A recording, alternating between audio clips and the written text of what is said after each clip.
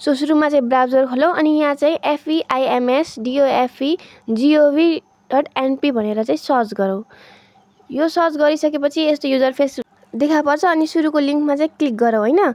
अनि त्यसपछि हजुरकोमा फेरि यस्तो देखाउँछ वैदेशिक रोजगार भनेर फर्स्टकोमा चाहिँ लगइन गर्नुहोस्। त्यसपछि यहाँ आफ्नो पासपोर्ट नम्बर टाइप गर्नुहोस्। यो मेरो चाहिँ यो भयो। अनि यहाँ चाहिँ पासवर्ड हाल्नुपर्ने हुन्छ र पासपोर्ट हाल्नुभयो भने चाहिँ साइन इन गर्न सक्नुहुन्छ। यस्तो देखा पर्छ अनि श्रम स्वीकृति नवीकरणको लागि चाहिँ अब एप्लाई फर वर्क परमिटमा चाहिँ क्लिक गर्नुहोस्। यो क्लिक गरिसकेपछि यो बिचमा चाहिँ त्यो रिएन्ट्री भन्ने अप्सन देखाएको हुन्छ, यसमा टिक गर्नुहोस् र तपाईँको युजर फेस फेरि यस्तो देखा पर्छ।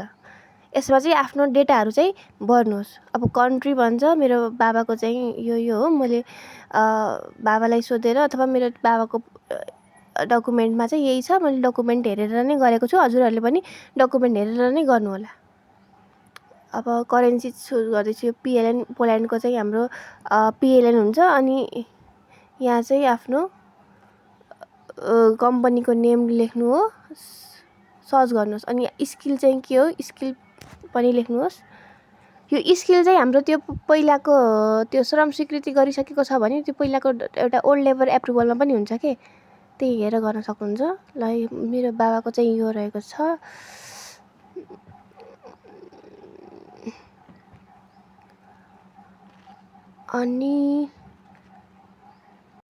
अनि यहाँ चाहिँ जसको श्रम नवीकरण गर्दै हुनुहुन्छ उहाँको स्यालेरी लेख्नुहोस्। अनि यो फेसिलिटी चाहिँ कम्पनीहरूले के फेसिलिटीहरू दिन्छ त्यही अनुसार यस नो भनेर लेख्न सक्नुहुन्छ। अनि फुड भनेको खाना भयो। एकोमोडेसन भनेको चाहिँ बस्नलाई चाहिँ फेसिलिटी दिइरहेको छ भने यस नो गर्न सक्नुहुन्छ। अनि डेली वर्क आवर भनेको दिनमा कति घन्टा काम गर्नुहुन्छ। अनि विकली भयो। विकली चाहिँ मेरो बाबाले 5 हो। अनि फेरि वर्क टाइपहरू भइहाल्यो यो। अनि अदर फेसिलिटी चाहिँ ट्रान्सपोर्टेसन फेसिलिटी दिन्छ कि दिँदैन, अनि यो हेल्थ इन्सुरेन्स दिन्छ कि नै त्यो पनि गर्नु होला। अनि यहाँ चाहिँ आफ्नो भिजा नम्बर हाल्नु होला। भिजा नम्बर चाहिँ त्यो भिजा कार्डमा नै हुने भयो र यहाँ चाहिँ भिजा इस्यु डेट राख्नु होला। यो पनि कार्डमै हुन्छ। मेरो बाबाको चाहिँ 2023 को जुनको 5 मा बनेको थियो। अनि मैले चाहिँ त्यही अनुसार चुज गरेर राखेको छु। हजुरहरूले देख्न सक्नुहुन्छ। यहाँ मिस्टेक भयो फेरि। 2023 जुन अनि जुन 5 भयो हो, यस्तो भयो। अनि भिजाको एक्सपायरी डेट पनि राख्नु होला। यो चाहिँ आजसम्मको मात्र राख्नुपर्ने हुन्छ, त्यही भएर भिजा चाहिँ छिटो नवीकरण गर्नुपर्ने हुन्छ। अनि कन्ट्र्याक्ट पिरियड पनि 2 वर्षको नै हुने भयो। अनि SSF आइडीहरू यो चाहिँ हामीले के गर्नु मिल्दैन, यो चाहिँ पहिले कम्प्युटरमै टाइप गरिरहेको हुन्छ। यसमा हाम्रो केही समस्या हुने भएन र अगाडि नेक्स्ट पढ्नुहोस्। अनि अब चाहिँ पासपोर्ट अपलोड गर्नुहोस् आफ्नो कम्प्युटरबाट। सेभ गर्नुभएको छ भने यहाँबाट यसरी अपलोड गर्न सक्नुहुन्छ। अपलोडमा क्लिक गरेर अनि यो चाहिँ यस्तो देखाउँछ बक्स। अनि यो बक्स गरिसकेपछि यसमा आफ्नो पासपोर्ट चाहिँ अपलोड गर्नुहोस्। यो चाहिँ मेरो मिलेन। यो पासपोर्ट चाहिँ हाम्रो JPEG फर्महरूमा मात्र हुन मिल्छ, त्यही भएर यसलाई मैले फेरि गर्छु है त। JPEG फर्ममा कन्भर्ट गरिसकेपछि पासपोर्ट अनि ओपन गर्नुहोस्। ओपन गरिसकेपछि यहाँ चाहिँ ओपन गरिसकेपछि अपलोड भएको हुन्छ। अनि यहाँ चाहिँ आफ्नो visa card, so visa card राख्नुपर्ने हुन्छ। भिजा कार्डको चाहिँ अगाडि र पछाडि दुवैतिरको चाहिँ राख्नुपर्ने हुन्छ। त्यसैले यसलाई चाहिँ क्यामेरा स्क्यानरबाट स्क्यान गरेर PDF बनाएर चाहिँ अपलोड गर्न सक्नुहुन्छ हजुरहरूले। अब यो एग्रिमेन्ट पेपर भयो। एग्रिमेन्ट पेपरमा पनि यसै गरी नै गर्ने हो। एग्रिमेन्ट पेपर PDF मै छ मेरो त। JPEG PNG PDFहरूमा चाहिँ हजुरहरूको उसले सिस्टमले सपोर्ट गर्छ। अब एम्बेसी लेटर छ भने एम्बेसी लेटर राख्नुहोस्, नै भने अब ओल्ड लेबर एप्रुभलमा चाहिँ आफ्नो पुरानो श्रम स्वीकृतिको डकुमेन्ट राख्नुपर्ने हुन्छ। मेरो ओल्ड लेबर एप्रुभल भयो। अनि यसलाई ओपन गरेँ मैले। अब यहाँ चाहिँ अराइभल स्ट्याम्प।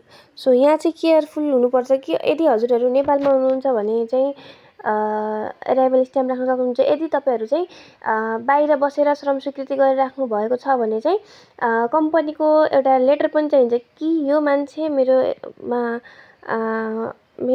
कम्पनीमा काम गरिराखेको छ भनेर एउटा कम्पनी लेटर बनाइदिएको हुन्छ, त्यो पनि अपलोड गर्नुपर्ने हुन्छ। सो यहाँ चाहिँ आफू कहाँ हुनुहुन्छ त्यही अनुसार आफ्नो डिटेल भर्न सक्नुहुन्छ। र मेरो केसमा चाहिँ मेरो बाबा चाहिँ बाहिर बस्नुभएको हुनाले र मैले यहाँ नवीकरण गर्नु लागेको भएको कारणले गर्दा मैले चाहिँ मेरो डिपार्चर स्ट्याम्प भनेको बाबाले त्रिभुवन अन्तर्राष्ट्रिय विमानस्थलबाट छुटेको त्यो एउटा डिपार्टेड स्ट्याम्प र त्यो राखेँ। अनि त्यसपछि चाहिँ मैले कम्पनी लेटर राखिराखेको छु। यदि हजुरहरू चाहिँ नेपालमै हुनुहुन्छ भने चाहिँ अराइभल स्ट्याम्प र डिपार्चर स्ट्याम्प राखे चाहिँ भयो। अराइभल स्ट्याम्प भनेको चाहिँ हाम्रो उहाँ बाहिर पुगेको भयो, अनि डिपार्चर स्ट्याम्प भनेको चाहिँ नेपालबाट छुटेको के नेपालको विमानस्थलबाट चाहिँ छुटेको स्ट्याम्प चाहिँ राख्नुपर्ने हुन्छ। अनि त्यसपछि एकचोटि फेरि चेक गरेर के डकुमेन्टहरू भर्नुभयो त्यही अनुसार चाहिँ अगाडि बढ्न सक्नुहुन्छ। सो यो मेरो भयो होइन। अनि त्यसपछि अब चाहिँ नेक्स्ट गरौँ है त। त्यसपछि हजुरको यस्तो युजर फेस देखाएको हुन्छ। अनि यो भनेको कल्याणकारीको सेवा अनि बिमा अनि सामाजिक सुरक्षा। यसमा चाहिँ तपाईँको समस्या भयो भने चाहिँ हजुरले मलाई कन्ट्याक्ट गर्न सक्नुहुन्छ। अनि यो प्रोसिड भइसकेपछि चाहिँ फेरि अगाडि बढौँ, फेरि आफ्नो डिटेल्सहरू चाहिँ राम्ररी चेक गर्नुहोस् र नेक्स्ट गर्नुहोस्। नेक्स्ट गरिसकेपछि यहाँ चाहिँ हजुरको नजिकैको ब्रान्च अथवा हजुरको नजिकैको ब्रान्च राखेर चाहिँ आफ्नो सिलेक्ट गर्नुहोस्। मेरो काठमाडौँ राखेँ मैले। अनि यो चाहिँ आफ्नो टोकन चाहिँ आज लिन पनि मिल्छ 11 बजेदेखि 5 बजेसम्मको आजको डेट राखेँ नि। तर मेरो चाहिँ आज साँझ भएको कारणले गर्दाखेरि मैले चाहिँ भोलिको डेट राखेँ। अनि यहाँ चाहिँ त्यो माथि क्याप्चा राख्नु पर्ने हुन्छ। माथि जे नम्बर अङ्क देखाएको हुन्छ त्यो चाहिँ टाइप गर्नुहोस्। क्यापिटल लेटर र स्मल लेटरहरूमा चाहिँ यो विशेष ध्यान दिनुपर्ने हुन्छ। र यहाँ चाहिँ आफ्नो यो सो घोषणा भनेर यो पढेर चाहिँ अनि यो डकुमेन्टहरू ठिक छ भनेर चाहिँ सबमिट गर्नुहोस्। र हजुरहरूले चाहिँ भोलि आफ्नो डकुमेन्टहरू चाहिँ कस्तो भयो के भयो भनेर चाहिँ यहाँ हेर्न सक्नुहुन्छ। यो हेर्नको लागि फेरि त्यही FEIMSDOFE.gov.npहरू भनेर सर्च गरेर पासपोर्ट नम्बर हालेर पासपोर्ट हालेर चाहिँ हजुरहरूले गर्न सक्नुहुन्छ। ल हस्, धन्यवाद।